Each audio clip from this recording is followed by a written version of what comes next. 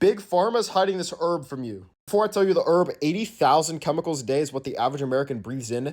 Your lungs were meant for that type of load. I found a study conducted by official scientists showing that melanin is the most effective way to get all this dirty garbage out of your lungs. If you're not detoxifying your lungs, you are easily losing years of your life. Not only are you going to feel better, you can drop this in some water because there's no bitter taste. You're not going to taste it. If you had a blindfold on, you probably wouldn't even realize you were drinking it.